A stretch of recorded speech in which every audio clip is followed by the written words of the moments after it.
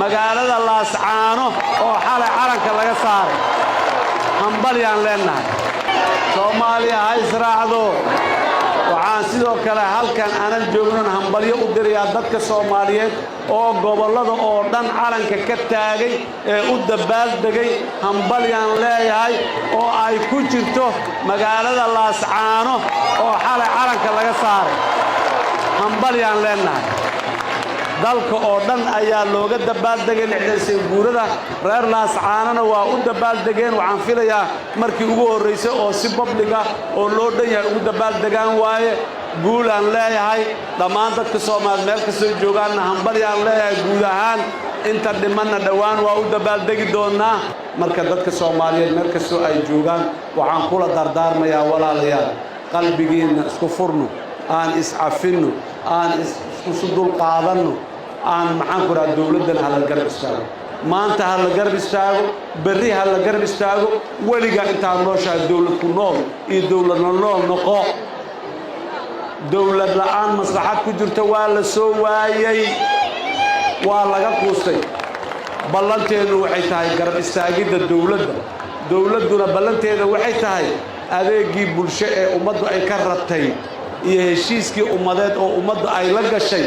sida ay tahay in ay u fuliso waaye waana u fuli doontaa haddii aan la yiraa aad iyo aad aad u mahadsantihiin mar kale hambalyo ciid mubaarak wa kullu caamin wa antum bikhayr guul Soomaaliya guul Soomaaliya ha midowdo Soomaaliya ha midowdo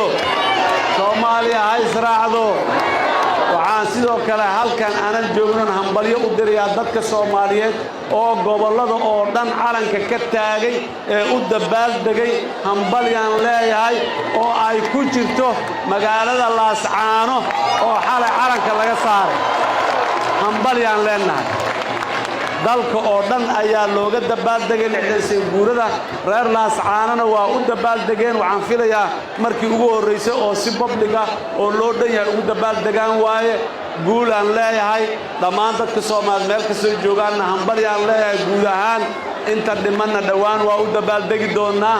nabadda iyo wanaaga la haystana waa ku naaloonaynaa marka aan saas leeyahay cid gaara iga raali ahaado warka cid gaara oo warka lagu xumaynayaa ma jiro walaalayaal reer Somaliland fariintan u faraya waxay tahay midnima wax leh aabayaashiin ayaa keenay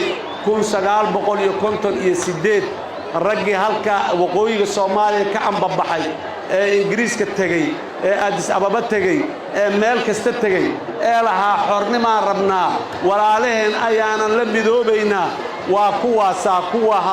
haldoorka noo ah oo aan fiirsanayno waa aabayaashiin waxaan leenahay walaalayaal waa garaawshiyo buuxaan ka bixinaynaa dhibka aad tirsanaysaan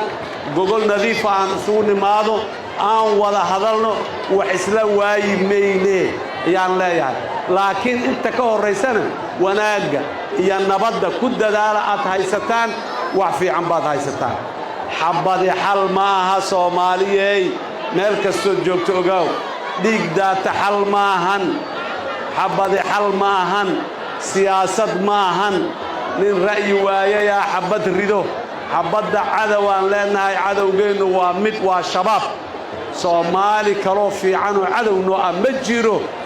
Soomaali kala cadow ah ma jiro waa la kala fikir duwanaa karaa waa la wada hadlayaa waana la isqancinayaa laakiin nimankan hadalna ogoleen fikirna ogoleen waa al-shabaab shabaaba xabadeenu ku jeedaa nin kale xabadannadu ku jeeda ma jirto ninkii gabiye muxuu yiri iska kaydin duul kala iga ka daran nin kastoo qayliya ama naxagxagta waxaan leenahay waxaad rabta sheeg duul nooga ka daranaa joogeen walaalahaas gooniyan isu taagnan niri xataa waana looga daran yahay shabaabaa nooga daran ayaga gacanaan u waatinina cadowna ma aha cadowna uma ahin waa wada hadlaynaa waana heshiid doonaa waxaan raalli ka wadanaa aan ku heshiid doonaa oo wanaaga ummaddu ku jira haddii aan la yiraa guul Soomaaliya ha guulaysato Soomaaliya ha midowdo ha israacdo nabad iyo barwaaqo ha gaarto guulaysta adii kale